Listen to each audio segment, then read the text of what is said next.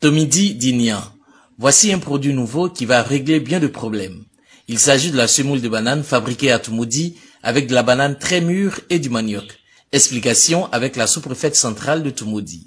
La banane plantain est une denrée alimentaire qui joue un rôle important au niveau de l'économie et de la sécurité alimentaire.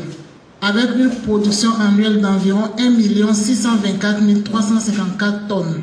Cependant, l'on observe des pertes post-récolte entre 30 et 40% de la production annuelle, entraînant ainsi un manque à gagner pour le secteur de la filière banane en Côte d'Ivoire. L'une des solutions pour réduire les pertes post-récolte des produits agricoles est de les transformer en produits semi-finis ou finis qui peuvent être conservés plus longtemps. C'est donc à juste titre que les chercheurs de l'université Nangui à Brogua, soucieux du bien-être des populations, ont mis au point une technologie de transformation de la banane plantain trop mûre en semoule. Oui, désormais, dans le cadre d'un projet piloté par le professeur Goneti Tiajan de l'université Nangui à Brogua avec l'appui de bailleurs, la banane plantain beaucoup trop mûre pourra être consommée en produit manufacturé à grande échelle et exportable. Pour le lancement national de ce projet implanté à Abangoro, Daloa et Toumoudi, les acteurs se sont retrouvés le mercredi 21 avril 2021 à la salle des fêtes de la mairie de Toumoudi, dont le 3e adjoint Sialou Célestin a, au nom du maire Idrissa Koné, exprimé leur joie de voir leur commune choisie pour cette rencontre nationale. La représentante du FIRCA, le Fonds interprofessionnel pour la recherche et le conseil agricole, a expliqué l'intérêt pour sa structure de mettre à la disposition des chercheurs le Fonds compétitif de l'innovation agricole durable, le FCIAD.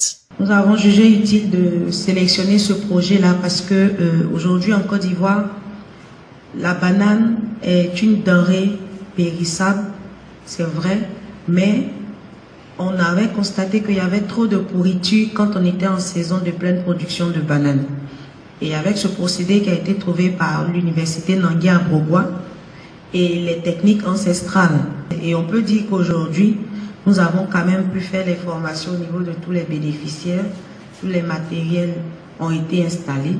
Donc aujourd'hui, c'est pour les bénéficiaires, surtout de Toumoudi, de nous prouver et de prouver aux autorités qui ont fait confiance comment elles ont pu appréhender ces formations-là et comment elles comptent les utiliser pour le développement de la commune de Toumoudi et de la commune de Daloa ainsi que à Bengoro à travers le village de Patignan.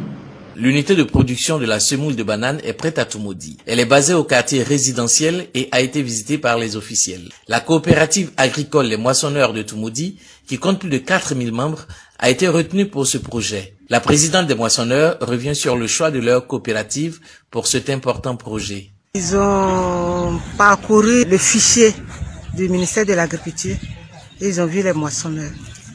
Et ils m'ont appelé, ils sont venus, ils nous ont demandé si on faisait la production de bananes. Je leur ai dit oui. Et par la suite, ils ont demandé si on n'a pas de perte post-récolte. Ils m'ont fait signer les documents au FICA. Et après ça, ils nous ont sélectionnés pour les accompagner lors du projet. Nous sommes à la phase expérimentale. C'est à partir d'aujourd'hui, on va commencer la grande production. Puisque dans le projet, il est dit qu'on allait nous trouver le marché en Côte d'Ivoire comme à l'extérieur. C'est le projet qui s'occupe de tout ça.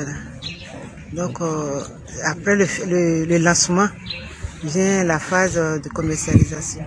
La production de la semoule de banane Tomidi Dignan se fait en plusieurs étapes sur lesquelles TV Toumoudi reviendra dans ses prochaines productions. Mais pour l'heure, avec le professeur Goneti Tiajan de l'université Nangui à Brogua, ses attentes vis-à-vis des populations. Au niveau de l'université Nangui à Brogua, mon équipe de recherche a tenu à contribuer, n'est-ce pas, à envoyer le développement dans les régions en installant des unités.